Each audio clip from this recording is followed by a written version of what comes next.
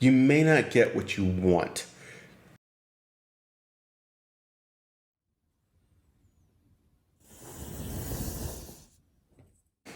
Hey folks, welcome back to Bullets and Brass.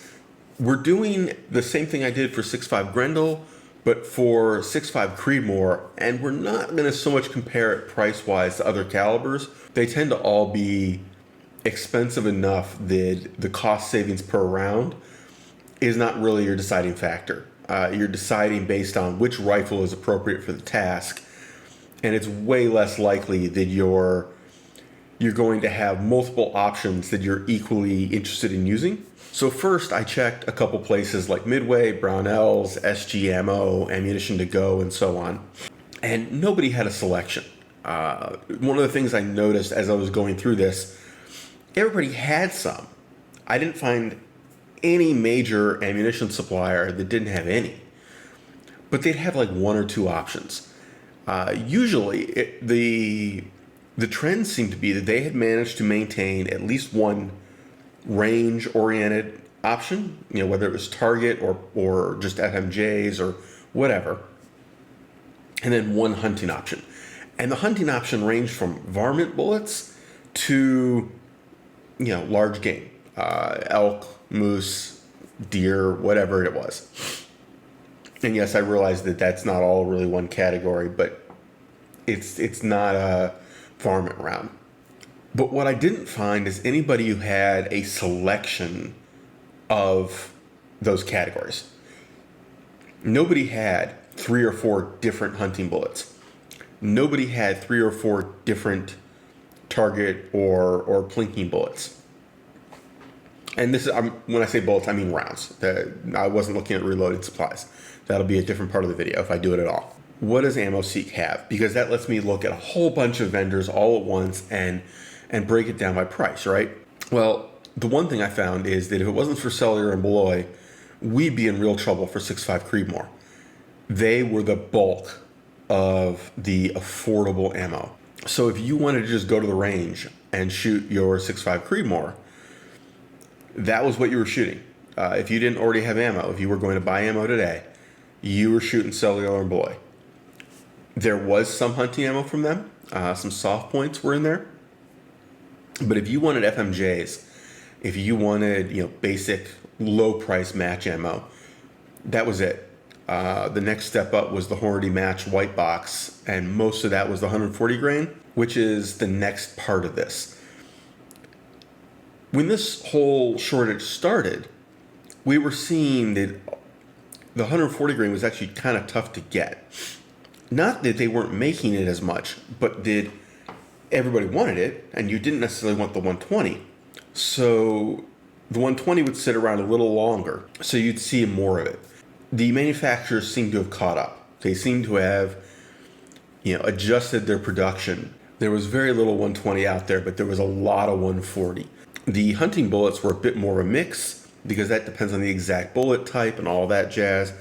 But even there was a lot more 140s than there used to be early on. I was also seeing that solid copper rounds are relatively common now.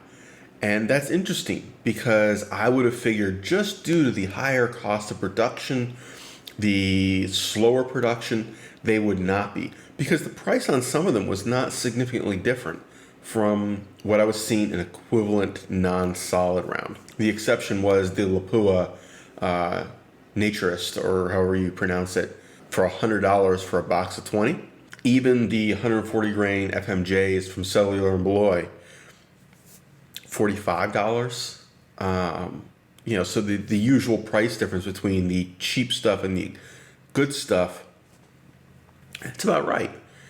And this is why we tell you, people who've been through this before, we say, stack deep.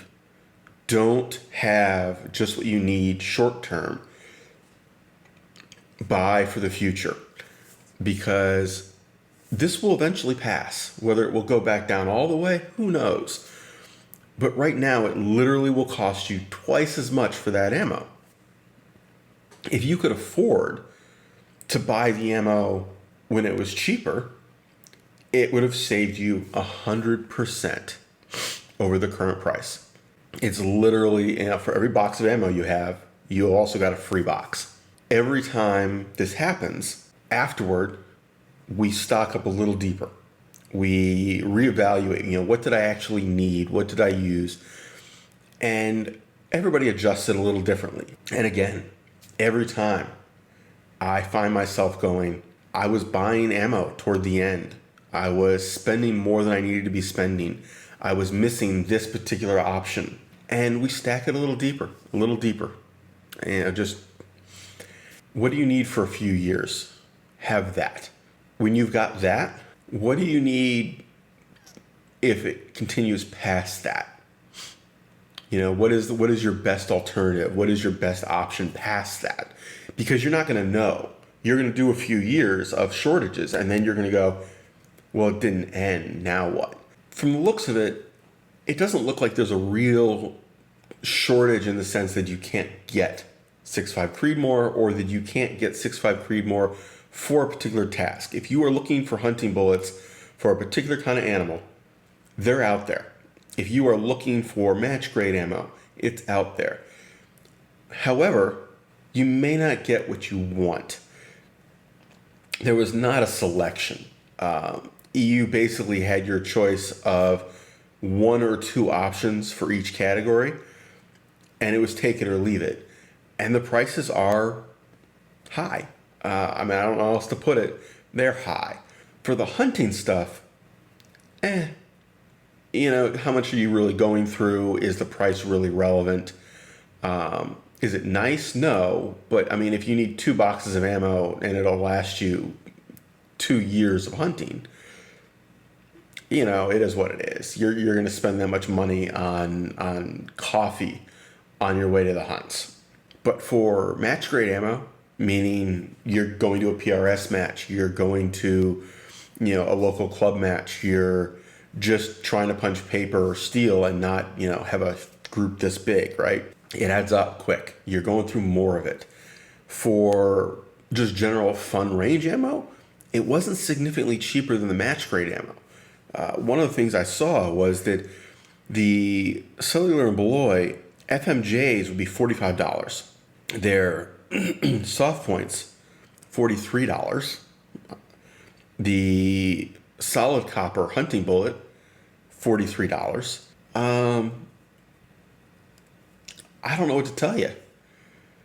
The price difference there, okay, it's not minor, but it's not like you're spending a lot less on one or the other. And it wasn't like there was a big gap between the range ammo and everything else.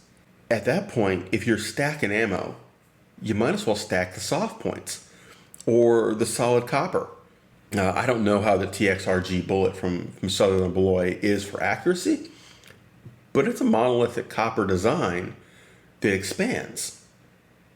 If it's an accurate bullet, $43 a box, it's 128 or 120 grain, not 140. But I also saw something weird that I thought I would mention because I have never seen this before. 6.5 Creedmoor, 129 grain jacketed soft point, subsonic. This is atomic ammunition. They are saying more energy and power than most 357 Magnum and 10 millimeter cartridges, excellent accuracy, and they're saying highly effective on hogs and deer, as long as you're inside, the proper range envelope. I've never seen that before. Subsonic, large case rounds are extremely rare, and usually it's a hand load. Usually that's somebody working that up on their own. And I'm not going to get into the reasons for that. Let's just say that historically there have been some complications and the reliability can be less than perfect. You worry about squib loads and you worry about getting it stuck in the barrel. It's a fine line to walk.